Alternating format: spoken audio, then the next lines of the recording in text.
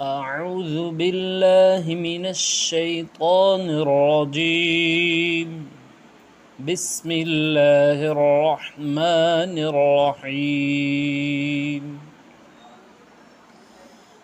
قل هل يستوي الذين يعلمون والذين لا يعلمون؟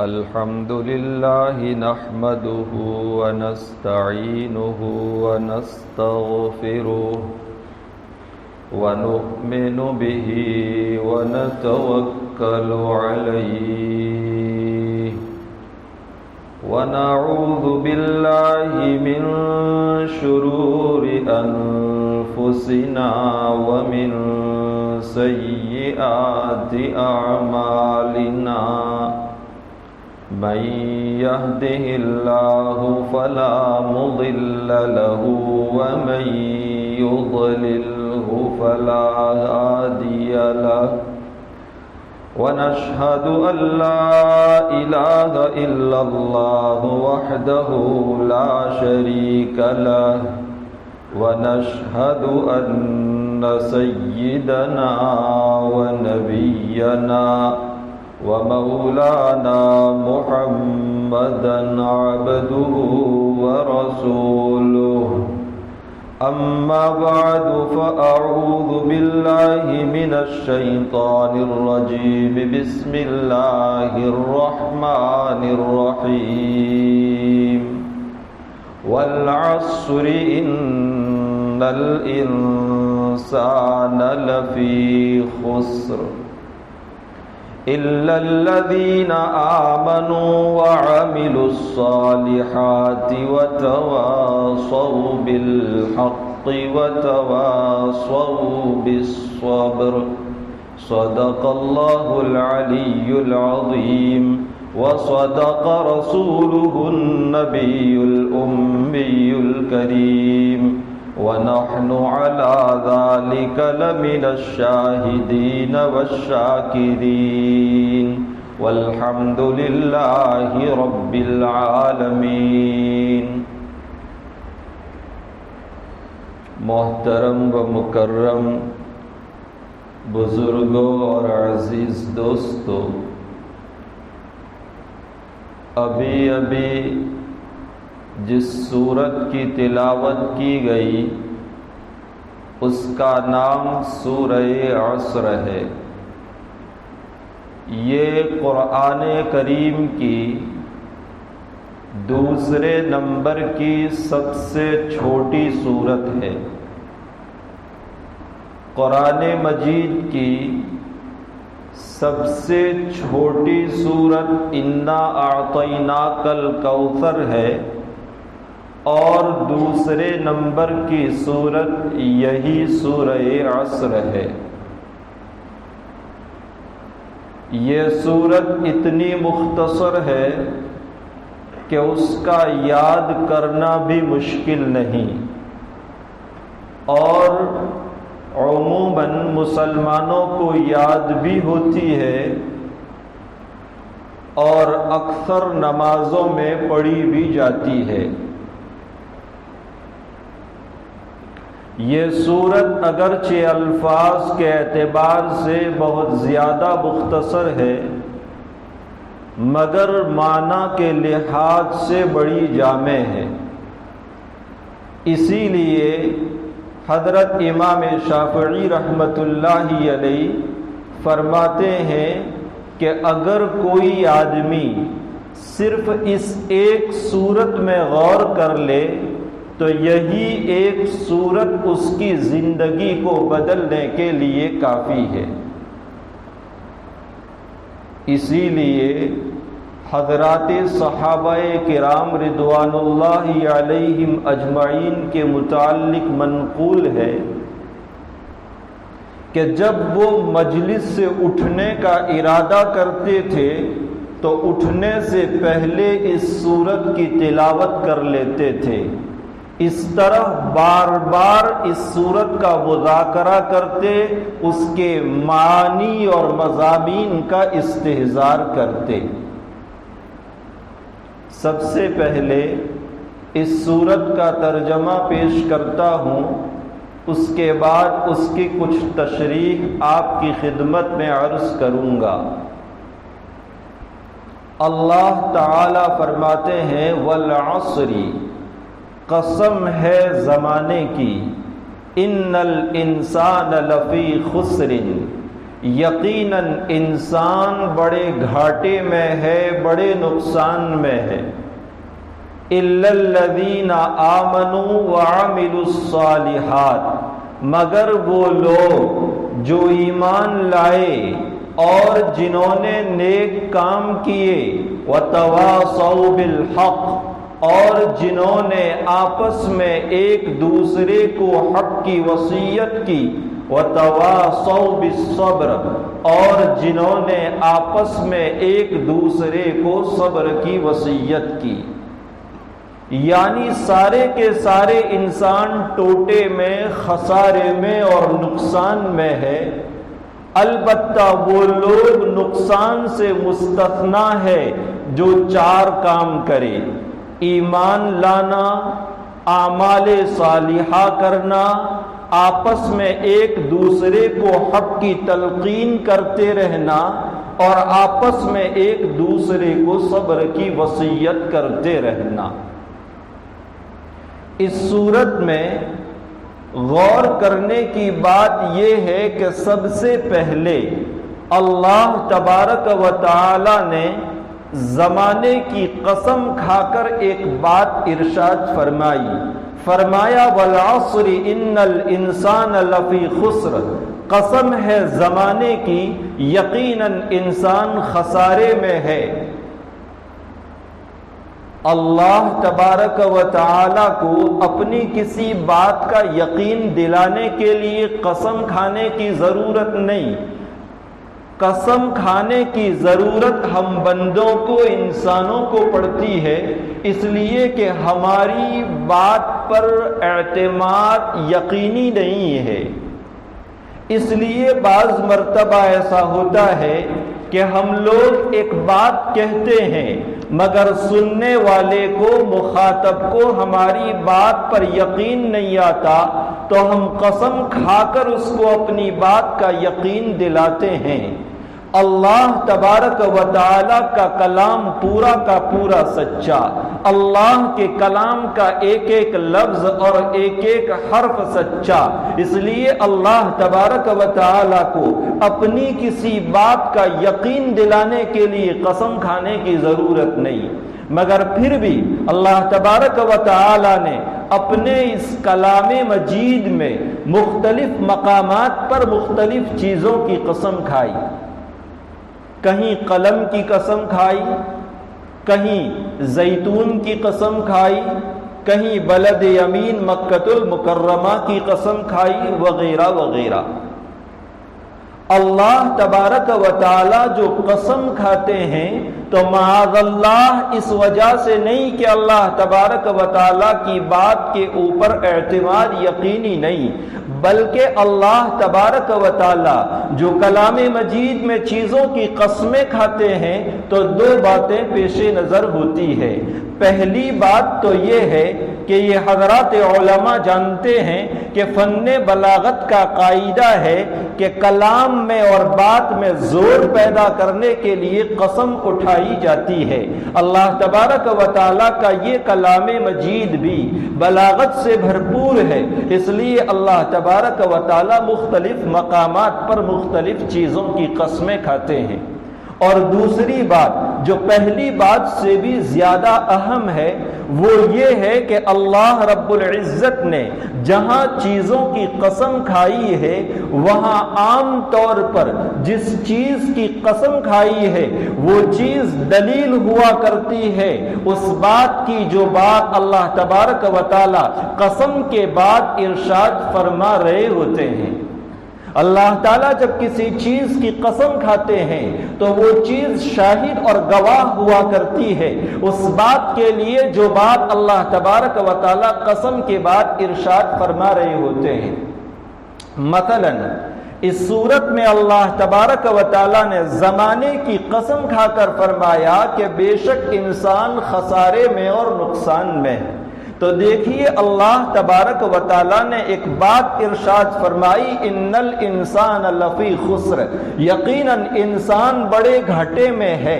اس بات کو بیان کرنے سے پہلے اللہ سبحانہ و تعالیٰ نے زمانے کی قسم کھائی، جس کا مطلب یہ ہے کہ اے انسانو اگر تم زمانے کے حالات میں غور کرو گے تو تمہیں یہ بات اچھی طرح معلوم ہو جائے گی کہ یقیناً ہر انسان گھاٹے اور نقصان میں ہے۔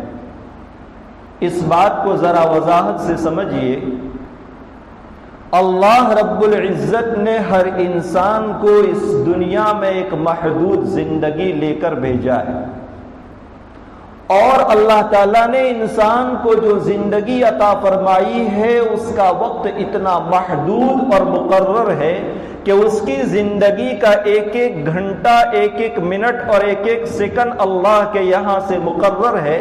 چنانچہ جو ہی انسان کی زندگی ختم ہوتی ہے، ایک لمحہ نہ وہ آگے بڑھ سکتا ہے نہ پیچھے ہٹ سکتا ہے، عین اسی وقت پر اس کی روح قبض کر لی جاتی ہے۔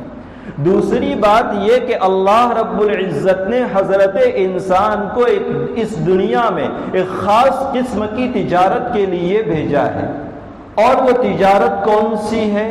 وہ تجارت وہ ہے جس کا اللہ رب العزت نے سورہ صف میں تذکرہ کیا، فرمایا یا ایھا الذین آمنوا هل ادلکم علی تجارت تنجیکم من عذاب علیم، اے ایمان والو کیا میں تمہیں ایسی تجارت بتلاؤں جو تمہیں دردناک عذاب سے بچائے۔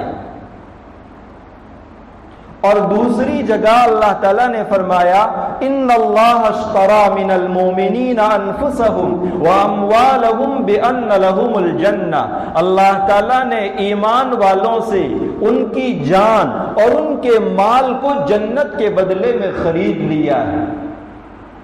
گویا انسان کو اس دنیا میں تاجر بنا کر بھیجا گیا ہے، اور انسان کی زندگی کے جو لمحات، انسان کی زندگی کی جو گھڑیاں ہیں وہ اس کا سامان تجارت ہے۔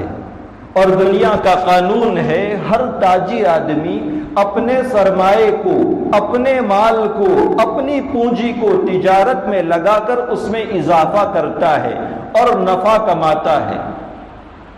اگر کسی تاجر کے اصل سرمایے اور پونجی میں کمی آنے لگے تو کہا جاتا ہے کہ یہ تاجر خسارے میں اور نقصان میں ہے۔ اب اللہ رب العزت نے انسان کو اس دنیا میں بھیجا، ہماری جانیں بک چکی ہے، ہماری زندگی کے لمحات کی قیمت لگ چکی ہے، اور اس کا معاوضہ آخرت میں جنت کی صورت میں ملنے والا ہے۔ اور انسان کے پاس اس کا جو سرمایہ یعنی زندگی کے لمحات ہے وہ دن بدن گھٹتے جا رہے ہیں۔ فرض کرو ایک انسان اس دنیا میں 70 سال کی زندگی لے کر آیا ہے، جب اس کی زندگی کا ایک دن گزر گیا تو اس کا مطلب یہ ہوا کہ اس کے اصل سرمایے میں سے ایک دن کم ہو گیا۔ 2 دن گزر گئے تو اس کا مطلب یہ ہوا کہ 70 سالہ زندگی میں سے 2 دن کم ہوئے۔ 1 سال ختم ہوا تو اس کا مطلب یہ ہوا کہ اس کے اصل سرمایے میں سے 2 سال ختم ہوئے۔ جو سال ختم ہوتے ہیں، لمحات گزرتے ہیں، انسان کی زندگی کے اصل سرمایے میں کمی واقع ہوتی رہتی ہے۔ ہمارے یہاں ایک رسم چل پڑی ہے، اور وہ رسم ہے سال گرہ کی رسم۔ جب کسی کی زندگی کا 1 سال ختم ہوتا ہے تو اس پر سال گرہ منائی جاتی ہے، برتھ ڈے منایا جاتا ہے اور خوشیاں منائی جاتی ہے۔ یہ رسم ہے تو غیر مسلموں کی، لیکن افسوس کا مقام ہے کہ یہ رسم دن بدن ہمارے مسلم معاشرے اور سماج میں اس قدر تیزی کے ساتھ پھیلتی چلی جا رہی ہے کہ اچھے اچھے دیندار کہے جانے والے گھرانے بھی اس رسم سے محفوظ نہیں ہیں، بلکہ اس کو برا تک نہیں سمجھا جاتا، حالانکہ یہ رسم غیروں کی ہے، اس میں غیروں کی مشابہت ہے، اور نبی کریم صلی اللہ علیہ وسلم نے غیروں کی مشابہت کو عبادت تک میں پسند نہیں کیا۔ چنانچہ مسلم شریف کی روایت ہے، آج عاشورہ کا دن تھا، حضور اکرم صلی اللہ علیہ وسلم نے عاشورہ کے دن روزہ رکھا، اور صحابہ کرام کو بھی عاشورہ کے دن روزہ رکھنے کا حکم دیا۔ حضرات صحابہ کرام نے عرض کیا، یا رسول اللہ صلی اللہ علیہ وسلم، ان الیہود والنصارى تعظمہ، یہود اور نصارہ اس دین کی تعظیم کرتے ہیں۔ تو آپ صلی اللہ علیہ وسلم نے فرمایا کہ انشاءاللہ آئندہ سال ہم لوگ 10ویں محرم کے ساتھ 9ویں کا بھی روزہ رکھیں گے تاکہ ان کے ساتھ مشابہت لازم نہ آئے۔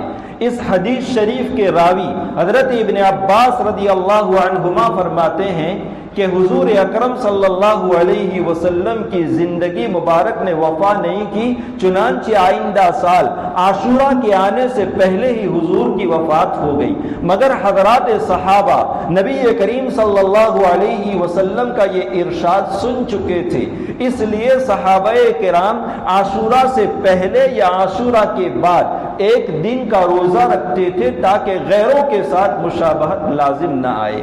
سرکار دو عالم صلی اللہ علیہ وسلم نے تو عبادت تک میں غیروں کی مشابہت کو پسند نہیں کیا، اور عبادت کے علاوہ تو اور کئی مقامات ہیں جن پر غیروں کی مشابہت کو آپ نے پسند نہیں کیا۔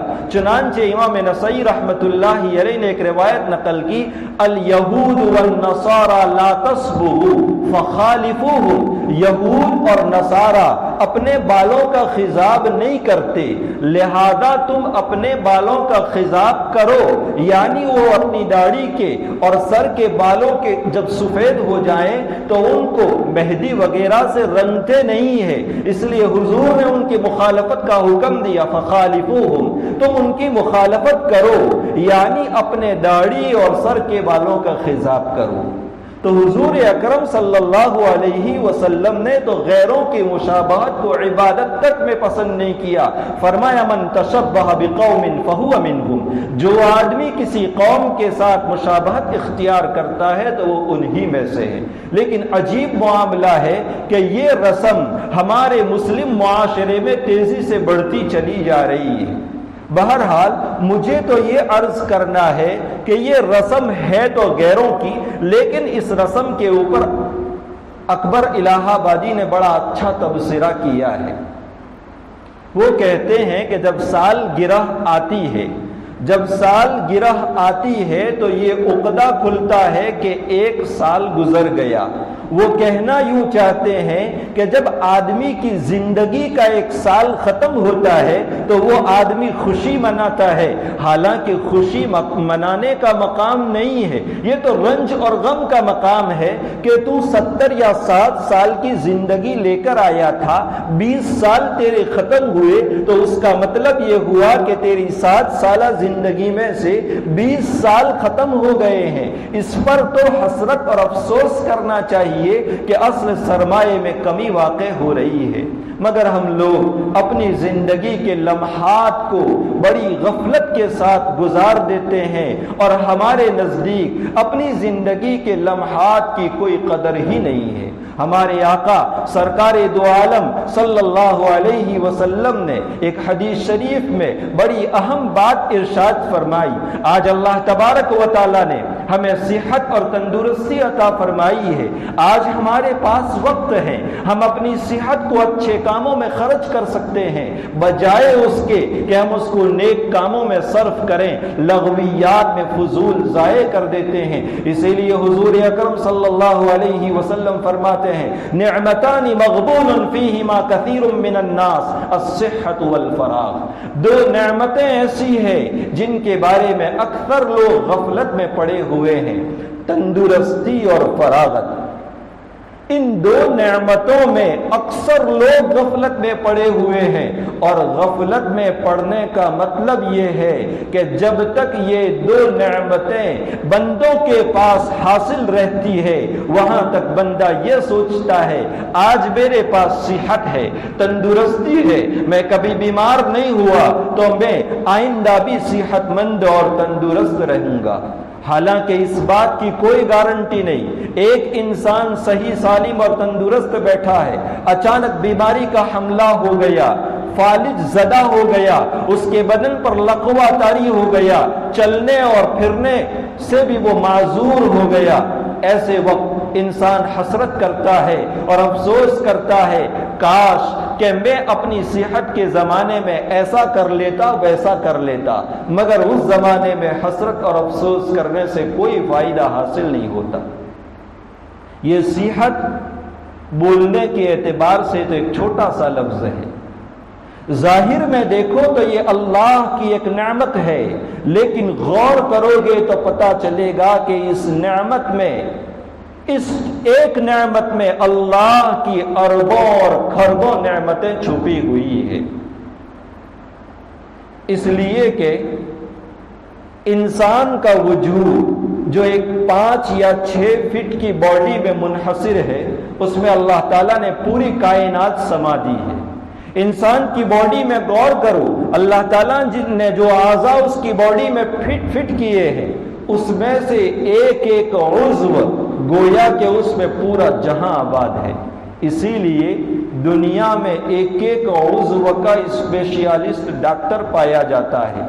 کان اور ناک کا ڈاکٹر الگ، وہ اپنی پوری زندگی اسی عضو کے پیچھے کھپا دیتا ہے، اسی کی ریسرچ اور تحقیق میں گزار دیتا ہے۔ آنکھ کا ایک اسپیشلسٹ ڈاکٹر ہے، وہ اپنی پوری زندگی اسی کی تحقیق میں لگا دیتا ہے کہ یہ عضو کام کیسے کرتا ہے۔ انسان کے بدن میں ایک چھوٹا سا عضو ہے گردہ، جسے کڈنی کہا جاتا ہے۔ ایک گردے کا اسپیشلسٹ ڈاکٹر ہے، وہ اپنی پوری زندگی چھوٹے سے اس عضو کی تحقیق اور ریسرچ میں گزار دیتا ہے۔ یہ اتنا چھوٹا عضو ہے، برسہ برس سے سائنسداں اس کی تحقیق میں لگے ہوئے ہیں، مگر ابھی تک اس چھوٹے سے عضو کی تحقیق اور ریسرچ مکمل نہیں ہوا۔ چنانچہ جب کسی انسان کا گردہ فیل ہو جاتا ہے، اللہ تبارک و تعالی ہر انسان کی اس سے حفاظت فرمائے، تو ڈاکٹر لوگ اس کے بجائے دوسرے آدمی کا گردہ اور کڈنی لگا دیتے ہیں۔ کسی نے گردے کے ایک ماہر ڈاکٹر سے پوچھا کہ جب کسی آدمی کا گردہ فیل ہو جاتا ہے تو تم لوگ دوسرے انسان کا گردہ لگا دیتے ہو، ایسا کیوں نہیں کرتے کہ ایک ربر کا گردہ ہی بنا لیا جائے یا پلاسٹک کا گردہ بنا لیا جائے؟ ٹیکنالوجی کا زمانہ ہے، جدید ترقی یافتہ دور ہے، سائنس کی ترقی کے اس دور میں اس عضو کو بنانا تمہارے لیے تو کوئی مشکل نہیں۔ تو اس ڈاکٹر نے جو پوری دنیا میں گردے کا ماہر تھا، یہ جواب دیا کہ گردے میں قدرت نے ایک چھلنی رکھی ہے، ایک چارنی رکھی ہے۔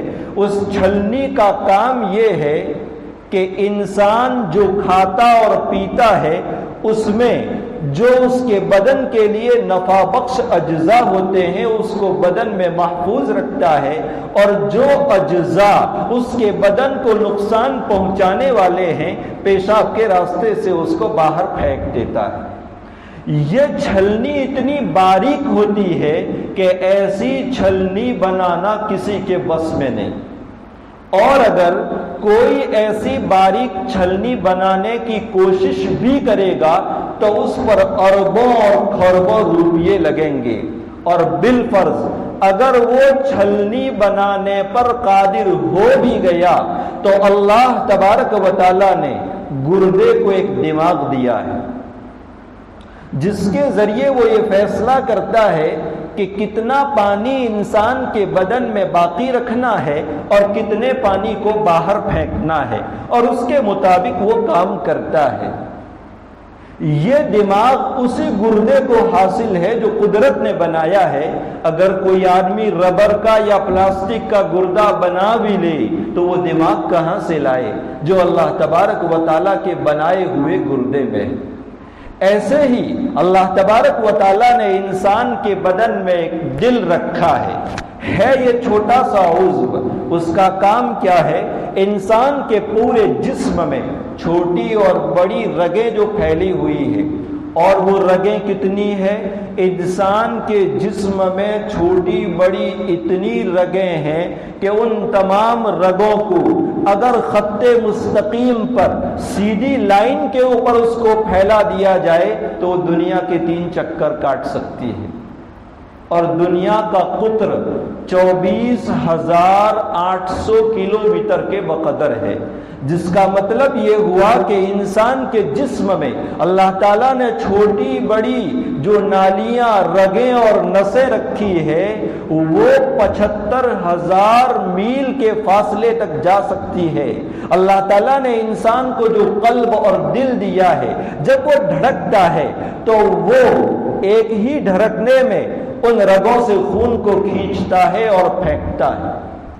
گویا 75,000 میل تک پھیلی ہوئی رگوں میں ایک ہی دھڑکن میں وہ خون کو پھینکتا ہے اور کھینچتا ہے۔ اور جب سے انسان پیدا ہوا ہے اسی وقت سے انسان کا یہ دل برابر اپنے کام میں لگا ہوا ہے۔ انسان سو رہا ہو تب بھی، جاگ رہا ہو تب بھی، بے ہوش ہو تب بھی، ہوش میں ہو تب بھی، برابر وہ اپنے کام میں لگا ہوا ہے۔ اگر انسان کے جسم میں جو رگیں پھیلی ہوئی ہے ذرا سی کمی کسی جگہ آ گئی یا وہ دب گئی، فوراً وہاں تکلیف شروع ہو جائے گی۔ تو اللہ کے حبیب صلی اللہ علیہ وسلم نے جو فرمایا کہ 2 نعمتوں میں سے ایک صحت ایک نعمت ہے، یہ ایک نعمت نہیں، دراصل اس ایک نعمت میں اللہ کی اربوں اور کھربوں نعمتیں چھپی ہوئی ہے۔ اس لیے کہ صحت اور تندرستی کا مطلب یہ ہے کہ اللہ تبارک و تعالیٰ نے انسان کی صورت میں جو کارخانہ بنایا ہے وہ کارخانہ صحیح طور پر کام کر رہا ہے۔ اگر انسان کی باڈی کا ایک اسکرو ذرا سا بھی ڈھیلا ہو گیا اس کی صحت میں فطور اور نقصان آ جائے گا۔ اس لیے عزیزو، نبی کریم صلی اللہ علیہ وسلم فرما رہے ہیں کہ ان 2 نعمتوں کی قدر کر لو۔ آج فرصت کا زمانہ ہے، انسان فرصت کے زمانے کو غفلت میں گزار دیتا ہے، سوچتا ہے کہ عبادت کے لیے اور کاموں کے لیے بہت سارا وقت پڑا ہے، حالانکہ اور وہ وقت اور وہ کام کو دوسرے اوقات پر ٹالتا رہتا ہے۔ نتیجہ یہ ہوتا ہے اچانک بیماری کا حملہ ہو جاتا ہے یا کاموں کی مشغولی آ جاتی ہے، پھر وہ کام کرنے نہیں پاتا۔ اس لیے اللہ تبارک و تعالیٰ نے آج ہمیں جو زندگی کے لمحات عطا فرمائے ہیں، صحت اور تندرستی اور فرصت کا زمانہ عطا فرمایا ہے، اس کو کام میں لاؤ۔ اس سورت کا سب سے بڑا پیغام یہ ہے کہ ہم اپنی زندگی کے ان لمحات کو کام میں لائیں جو ہمارا سرمایہ ہے، ورنہ جب سرمایہ ختم ہو جائے گا اور اس سرمایہ کو ہم کام میں نہیں لائیں گے، موت کا وقت آ جائے گا، اس وقت افسوس کے سوا کچھ بھی نہیں ہوگا۔ آگے اللہ تبارک و تعالیٰ فرماتے اِلَّا الَّذِينَ آمَنُوا وَعَمِلُوا الصَّالِحَاتِ وَتَوَاصَوْا بِالْحَقِّ وَتَوَاصَوْا بِالصَّبْرِ۔ البتہ وہ لوگ اس خسارے سے اور نقصان سے مستثنا ہے جو ایمان لائے ہیں اور اعمال صالحہ کرتے ہیں، یعنی جو ایمان والے بندے ہیں، جو اعمال صالحہ کرتے رہتے ہیں، خسارہ اور نقصان تو ان کا بھی ہوتا ہے، کیونکہ زندگی کے لمحات ان کے بھی گزرتے ہیں۔ 50 سال کی زندگی ہو گئی، عمر ہو گئی، اب پتہ نہیں اس کی پوری عمر میں سے 10 سال یا 20 سال باقی ہے۔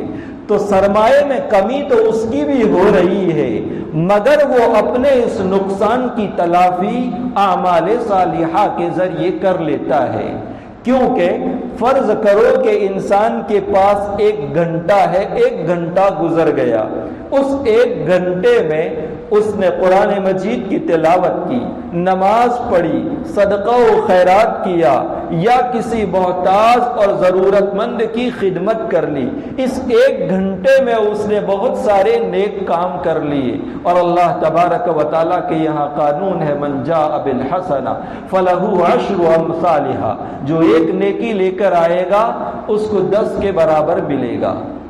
اور حدیث شریف میں آتا ہے، ایک بندہ راستے سے گزرتا ہے اور راستے میں کسی تکلیف دینے والی چیز کو، کانٹے کو، کانچ کو دیکھتا ہے، اٹھا کر اس کو پھینک دیتا ہے، اس پر بھی اس کو اجر ملتا ہے۔ اب 1 کانٹا اٹھا کر پھینکنے میں دیر کتنی لگی؟ 1 منٹ، مگر اس 1 منٹ میں اس کو 10 گنا اجر اور ثواب مل گیا، جس کا مطلب یہ ہوا کہ اس کی زندگی کے سرمایے میں سے 1 منٹ کا نقصان ہوا، مگر اس نے 10 گنا نیکی کر کے اس کی تلافی کر لی۔ اس لیے نقصان تو ایمان اور اعمال صالحہ والوں کا بھی ہوتا ہے، مگر وہ لوگ اپنے اس نقصان کی تلافی کر لیتے ہیں۔ تیسرے نمبر پر اللہ تبارک و تعالیٰ فرماتے ہیں وَتَوَاصَوْا بِالْحَقِّ۔ تواصی بالحق کا مطلب یہ ہے کہ عقائد حقہ کی ایک دوسروں کو تلقین کرتے رہنا۔ اگر آپ کا کوئی ساتھی غلط عقیدے میں مبتلا ہے، آپ کو معلوم ہے کہ اس کا عقیدہ غلط ہے، آپ اس کی اصلاح کریں، اس کو حق عقیدے کی تلقین کریں۔ یا ایک بندہ اعمال صالحہ سے دور ہے، مثلا 5 وقتہ نماز جو فرض ہے وہ پابندی سے نہیں پڑھتا، آپ اس کو محبت اور شفقت کے ساتھ سمجھائیں، یا دوسرے جتنے اعمال صالحہ ہیں آپ ان اعمال صالحہ میں سے کسی کی تلقین کریں۔ وَتَوَاصَوْا بِالصَّبْرِ، اور ایک دوسرے کو صبر کی وصیت کریں۔ تواصی بالصبر کا مطلب ایک دوسرے کو گناہوں سے بچانے کی فکر کرنا۔ آپ نے دیکھا آپ کا ایک مسلمان بھائی گناہ میں مبتلا ہے، آپ اس کو اس گناہ سے بچانے کی کوشش کرتے ہیں، اس کو محبت کے ساتھ، شفقت کے ساتھ سمجھاتے ہیں، یہ ہے تواصی بالصبر۔ اس آیت کریمہ سے یہ بات بھی معلوم ہو گئی کہ خسارے اور نقصان سے نکلنے کے لیے، کامل مومن بننے کے لیے صرف اتنی بات کافی نہیں ہے کہ بندہ خود مومن ہو اور خود اعمال صالحہ کرتا ہو، بلکہ کامل مومن ہونے کے لیے اور خسارے سے مکمل طور پر بچنے کے لیے 4 باتیں ضروری ہے۔ بندہ خود ایمان والا ہو، اعمال صالحہ بھی کرتا ہو، تواصی بالحق، ایک دوسرے کو عقائد حقہ اور اعمال صالحہ کی تلقین کرتا ہو، نیک کاموں کا حکم دیتا ہو، امر بالمعروف کرتا ہو، وتواصی بالصبر، یعنی ایک دوسرے کو گناہوں سے روکتا بھی ہو، یعنی نہی عن المنکر کرتا ہو۔ یہ 4 باتیں خسارے سے بچنے کے لیے ضروری ہے۔ غور کرنے کی ایک بات یہ بھی ہے، اللہ تبارک و تعالیٰ اس کو تواصی سے تعبیر کر رہے ہیں جو وصیت سے ہے۔ اور وصیت کس کو کہتے ہیں؟ جب کوئی بندہ مر رہا ہوتا ہے اس وقت وہ اپنے گھر والوں کو جو تاکیدی نصیحت کر کے جاتا ہے اس کو وصیت کہا جاتا ہے۔ اور مرتے وقت آدمی اپنے گھر والوں کو جو نصیحت کر جاتا ہے وہ شفقت سے بھری ہوئی، پیار اور محبت سے بھری ہوئی ہوتی ہے۔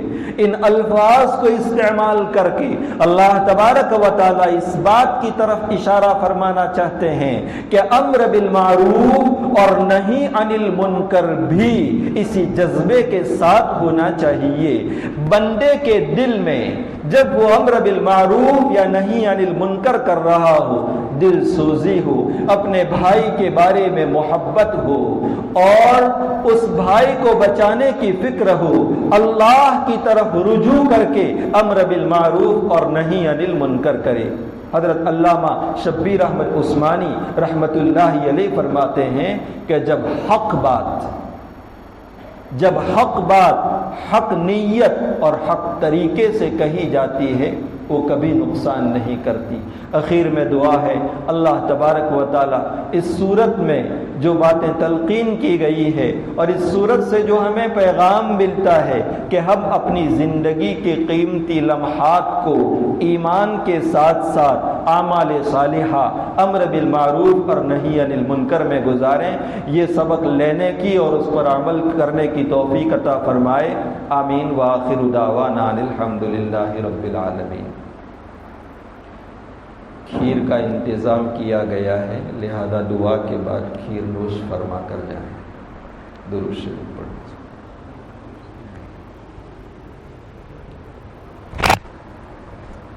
بسم اللہ الرحمن الرحیم، الحمد للہ رب العالمین، الرحمن الرحیم، مالک یوم الدین، اللہم صلی علی سیدنا محمد وعلی آل سیدنا محمد وبارک وسلم۔ مولا کریم، ہم خطا کار ہیں، سیاہ کار ہیں، آپ کی بارگاہ کے اقراری مجرم ہیں۔ مولا کریم، سر سے لے کر پاؤں تک گناہوں میں ڈوبے ہوئے ہیں۔ مولا کریم، زندگی کے قیمتی لمحات ہم نے غفلت میں، معاصی میں اور آپ کی نافرمانیوں میں گزار دیے۔ مولا کریم، ہمارے گناہوں کو اپنے فضل و کرم سے معاف فرما دیجیے، ہماری کوتاہیوں سے درگزر فرما دیجیے۔ مولا کریم، گناہ کرتے کرتے ہمارے دل سیاہ ہو چکے ہیں، ہمارے دلوں کی سیاہی کو اپنے فضل سے دور فرما دیجیے۔ مولا کریم، ہمارے قلوب میں آپ کی معرفت کا نور داخل فرما دیجیے۔ مولا کریم، آپ کی محبت ہمارے دلوں میں داخل فرما دیجیے۔ آپ کے پیارے حبیب صلی اللہ علیہ وسلم کی محبت ہمارے دلوں میں داخل فرما دیجیے۔ مولا کریم، آپ کے احکام پر چلنا ہمارے لیے آسان فرما دیجئے۔ آپ کے پیارے حبیب صلی اللہ علیہ وسلم کی سنتوں سے عشق اور محبت عطا فرما دیجئے۔ آپ صلی اللہ علیہ وسلم کی سنتوں کی کما حق ہو پیروی کرنے کی توفیق عطا فرما دیجئے۔ مولا کریم، ہماری بھی مغفرت فرما دیجئے، ہمارے والدین کی بھی مغفرت فرما دیجئے۔ مولا کریم، ہمارے اہل و عیال کی مغفرت فرما دیجئے، ہمارے دوست و احباب کی مغفرت فرما دیجئے، ہمارے اعزاء و اقرباء کی مغفرت فرما دیجئے۔ مولا کریم، ہمارے زندوں کی بھی مغفرت فرما دیجئے، ہمارے مرحومین کی بھی بال بال مغفرت فرما دیجئے، ان کی قبروں کو تا حد نگاہ وسیع اور کشادہ فرما دیجئے، عذاب قبر سے ان کی حفاظت فرما لیجئے۔ مولا کریم، ان کی قبروں کو تا حد نگاہ وسیع اور کشادہ فرما دیجئے، ان کی قبروں کو جنت کے باغوں میں سے ایک باغ بنا دیجئے۔ مولا کریم، ہمیں بھی ایک دن اپنی اپنی قبروں میں سونا ہے۔ مولا کریم، مرنے سے پہلے موت کی تیاری کرنے کی توفیق نصیب فرما دیجئے۔ مولا کریم، ایمان پر جینا اور ایمان پر مرنا ہم سب کو نصیب فرما دیجئے۔ مولا کریم، ہم سب کو صحت، عافیت اور تندرستی والی زندگی عطا فرما دیجئے۔